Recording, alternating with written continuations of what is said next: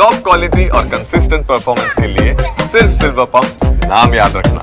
દાહોદના તોરડીમાં 6 વર્ષની બાળકી સાથે દુષ્કર્મના કેસમાં આરોપીને સજા કરવામાં આવી છે। સ્પેશિયલ કોર્ટે 10 વર્ષની સજા અને 2 લાખ રૂપિયાનો દંડ ફટકાર્યો છે।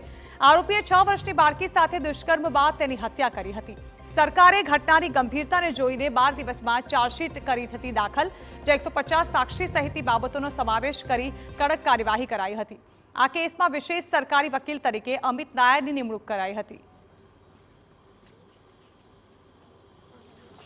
જે આરોપી હતા તોરની પ્રાથમિક શાળાના આચાર્યશ્રી એમને 10 વર્ષની સજાની એ ફટકારી છે અને 2 લાખ રૂપિયા જે છે એ ભોગ બનનારના ફેમિલીને આપવાનું દંડ તરીકે એ નિર્ણય કર્યો છે। પોલીસે સર્કમસ્ટેન્શિયલ એવિડન્સના આધારે દુષ્કર્મ માનીને દુષ્કર્મનો કેસ લાગુ પાડ્યો એ મને જરા અજુગતું લાગતું હતું અને તે બધા જ પુરાવા તોડતા અમે ડૉક્ટર્સનો એવિડન્સ તેમજ પોલીસના એવિડન્સ, પંચના એવિડન્સ આ બધા જ જોતા દુષ્કર્મનો કોઈ કેસ બનતો જ નહોતો, પરંતુ તપાસ કરનાર અધિકારીએ પાછળથી દુષ્કર્મની કલમ લગાવી પ્રિન્સિપાલની સામે એટલો ગંભીર ચાર્જ લગાવેલો કે જેમાં ફાંસીની સજા થાય।